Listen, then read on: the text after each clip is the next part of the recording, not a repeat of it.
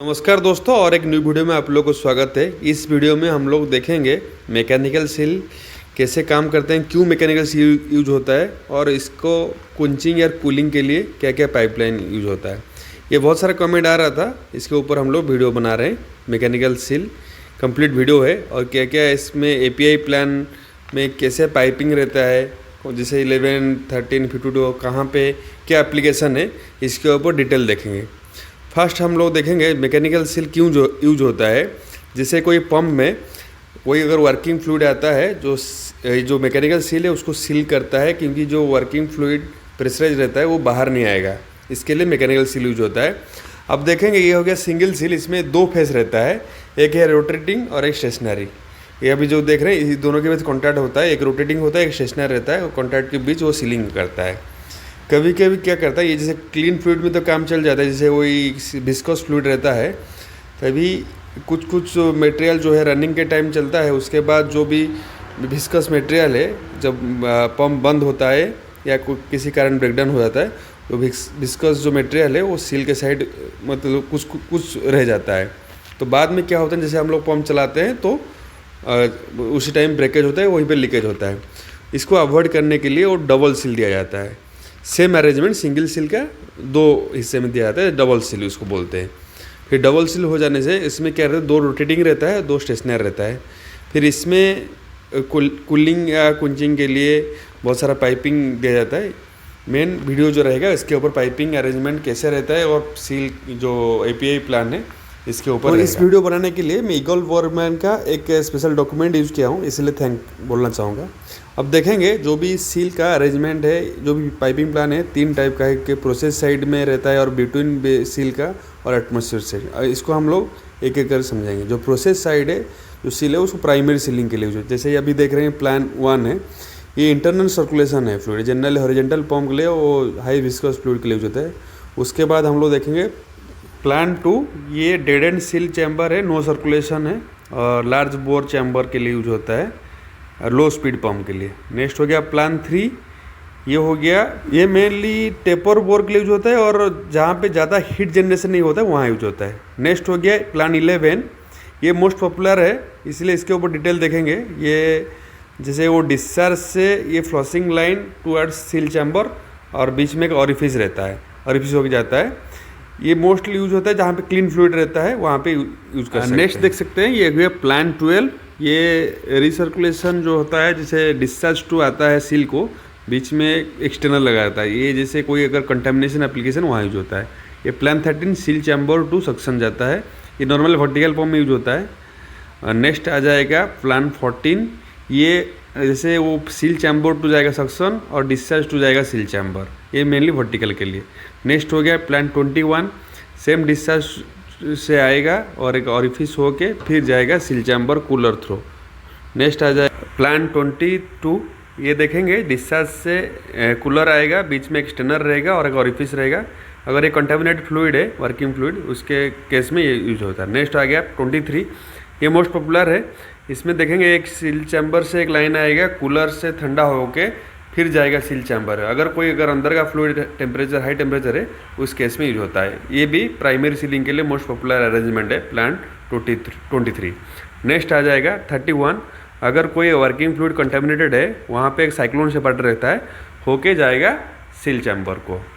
और इसका advance version है प्लान 32, जहाँ पे अंदर का अगर फ्लूइड कंटेमिनेटेड है, ज़्यादा विस्कस है, वहाँ पे यूज होता है। ये एक्सटर्नल फ्लूइड जाएगा, जो भी अंदर का फ्लूइड के लिए कंपैटिबल है, जो मिल सकता है उसके साथ, वो हाई टेम्परेचर केस में यूज होगा और वो डायरेक्ट सील फेस में होके अंदर चला जाएगा। नेक्स्ट आएगा 41, ये combination of cyclone separator and cooler. Next हम लोग जाएंगे सेकेंडरी सीलिंग के जो बिटवीन सील है उस केस में। सेकेंडरी के लिए मोस्ट केस जो यूज होता है प्लान 52, इसको बोलते हैं बफर लिक्विड। ये जो रिजर्वर देख सकते हैं, ये रिजर्व में फ्लूइड रहता है और सील में नीचे से इनलेट होता है, ऊपर आउटलेट होता है। और ये जो रिजर्वर में आप लेवल देख सकते हैं, और ऊपर में एक पिज रहता है जहाँ पे प्रेशर 0 दिखाता है, और लेवल आप लोगों को देखने रहता है, जो लेवल मेंटेन होके रहेगा, वो बैरियर के लिए यूज होता है। जहाँ पे जो सील चैम्बर का प्रेशर कम है, वहाँ पे हम लोग यूज़ करते हैं। उसके बाद आ जाएगा 53, ये भी एक बैरियर टाइप का काम करता है और रिजर्वर के। लेकिन जो इसके जो एडवांस वर्सन है 53B, ये मोस्ट ऑफ जगह में यूज होता है। इसमें आप देखेंगे ये बैरियर है और अंदर में जो भी सील का बाहर में एक जो एक्यूमुलेटर रहता है वो इसके अंदर नाइट्रोजन प्रेशराइज रहता है एक्यूमुलेटर, वो इसलिए वो बैरियर बना रहता है। जो भी सील चैम्बर सील को नीचे में इनलेट होता है, ऊपर आउटलेट होके वो सर्कुलेशन होता रहता है और वो इसलिए अंदर में एक एक्यूमुलेटर है, इसलिए इसको फोर्स सर्कुलेशन होता है वो एक्यूमुलेटर प्रेशर के कारण। ये मोस्ट ऑफ केस में यूज होता है। नेक्स्ट हम लोग देखेंगे प्लान 53C। ये हो गया जैसे नाइट्रोजन एक्यूमुलेटर था, यहाँ पे पिस्टन एक्यूमुलेटर यूज होता है। ये जो एप्लीकेशन है बेयरिंग सील चैम्बर प्रेशर में यूज होता है। नेक्स्ट हम लोग 54 प्लान, ये हो गया एक्सटर्नल प्रेशराइज फ्लूइड यूज होता है, जहाँ पे ज़्यादा हीट डिस्ट्रीब्यूशन चाहिए, जो 53ABC में नहीं होगा वहाँ यूज होता है। नेक्स्ट हम लोग 55, ये unpressurise external buffer fluid है। ये भी जो एप्लीकेशन नॉन फ्लैशिंग सर्विस के लिए यूज होता है और जहाँ पे प्रोडक्ट डाइल्यूशन अनएक्सेप्टेबल। नेक्स्ट आ जाएगा 71। आपको एक चीज़ ध्यान रखना है, 7 सीरीज का जितना भी सील है ये सब dry gas seal gas application use होता है।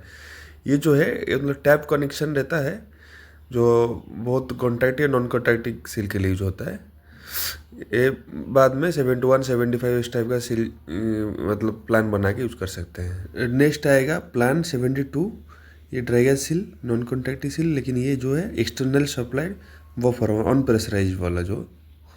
Next 74, external supplied barrier gas, the pressurise gas use होता है, ये भी dry gas seal application. Next 75, ये भी ड्राई गैस सील एप्लीकेशन। ये यहाँ पे देखेंगे एक लीकेज कलेक्शन पॉइंट है। ये जो एप्लीकेशन है ये कंबाइंड 72 के साथ कंबाइंड यूज होता है। नेक्स्ट आ जाएगा 76, यहाँ पे देखेंगे प्रेशराइज फ्लूइड सप्लाई होता है नॉन कंडेंसी एप्लीकेशन के लिए। और नेक्स्ट आ जाएगा एटमॉस्फेयर साइड सेल के लिए। इसमें फास्ट आ जाएगा प्लान 51, यहाँ पे देखें कुंज कनेक्शन है ग्लैंड के लिए, ये मेनली वर्टिकल पंप एप्लीकेशन में यूज होता है। नेक्स्ट आ जाएगा प्लान 61, यहाँ पे देखेंगे टैप्ड प्लॉग्ड एटमॉस्फेरिक साइड बोलते हैं, क्योंकि यहाँ पे जो प्रोविजन है वो बाद में 62, 65 में यूज होगा। नेक्स्ट आ जाएगा प्लान 62, ये मोस्ट ऑफ केस में यूज होता है एटमॉस्फेरिक साइड सील के लिए। यहाँ पे देखेंगे external steam nitrogen water use होता है, सील को कुंचिंग करता है, फिर नीचे में एक ड्रेन रहता है, ड्रेन होके फिर वो चला जाता है एटमॉस्फेयर या कहीं ड्रेन चेम्बर में। नेक्स्ट आ जाएगा प्लान 65 है, यहाँ पे देखेंगे कि जो सील से लीकेज कलेक्शन और अलार्म के लिए यूज होता है। सेम भी 65B सेम चीज़ें सेम टाइप का ही है, लीकेज कलेक्शन अलार्म ये डिटेक्शन। प्लान 66A, यहाँ पे भी जो सील का जो लीकेज है वहाँ पे डिटेक्शन होगा वो, और ये भी कॉमनली हॉरिजॉन्टल पाइपलाइन पंप के लिए यूज होता है। नेक्स्ट 66B, यहाँ पे ड्रेन पे भी एक लाइन है, वो जो प्लग रहता है ऊपर में भी एक है अलार्म डिटेक्शन के लिए।